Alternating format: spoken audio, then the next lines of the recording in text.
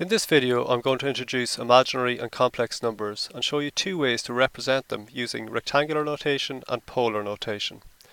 At this stage, you should appreciate that any real number squared results in a positive value. For example, 3 squared is 9, minus 2 squared is 4, 1.1 squared is 1.21, and minus 1 squared is 1. There isn't any real number that can be squared that results in a negative value, so mathematicians defined an imaginary unit that does just this.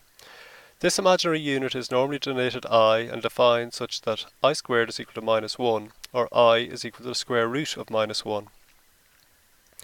Using this definition, then 2i squared is equal to minus 2, and 2i within brackets squared is equal to minus 4.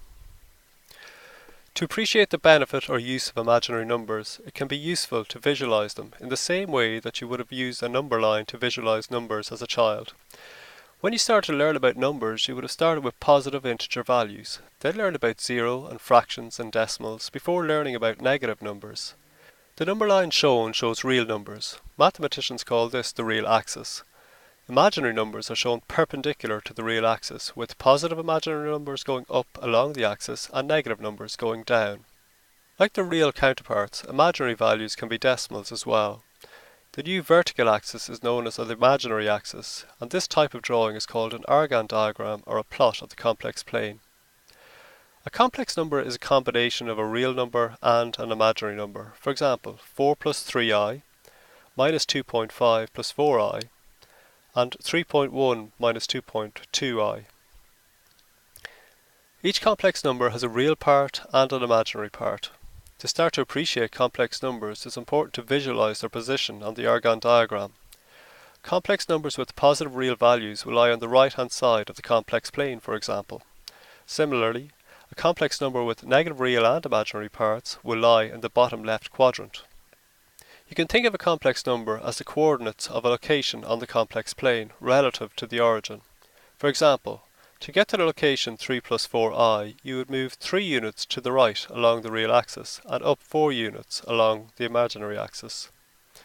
An alternative way to specify the location of this complex number is to provide a distance from the origin and the angle relative to the real axis.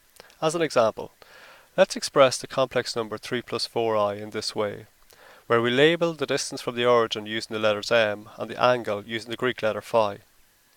If we considered that the triangle in red is a right-angled triangle, the distance of the complex number from the origin is equal to the hypotenuse, and using Pythagoras' theorem, then m is equal to the square root of 4 squared plus 3 squared, which is equal to 5. We can then use the trig rule that tan of phi is equal to the opposite over the adjacent to find the angle. So the angle phi is equal to the inverse tan of the opposite over the adjacent, or the inverse tan of 4 over 3 in this case, which is equal to 53.13 degrees. So the complex number 3 plus 4i can also be described as being the location on the complex plane that is a distance of 5 units from the origin when travelling along a line which is at an angle of 53.13 degrees to the real axis. This distance is referred to as the magnitude or modulus of the associated complex number, and the angle is simply known as the angle of the complex number. For convenience, the magnitude and angle of a complex number are normally represented in the shorthand form shown on screen, where m is the magnitude and phi is the angle. So the complex number 3 plus 4i can also be represented as 5 angle 53.13 degrees. The form 3 plus 4i is known as the rectangular or Cartesian representation of a complex number, where the magnitude and angle representation is known as the polar or angular representation of a complex number. It's important to be comfortable with both types of representation and to be able to convert from one form to another in order to work effectively with complex numbers. It's also important to be comfortable with the new terms introduced in order to communicate your ideas. Unfortunately, there are quite a few new and unusual terms associated with complex numbers, such as Cartesian and polar formats, real and imaginary parts, modulus, complex plane, Argand diagram. And I'd recommend that you spend some time memorizing what these terms mean so that you don't let them get in the way of actually working with complex numbers.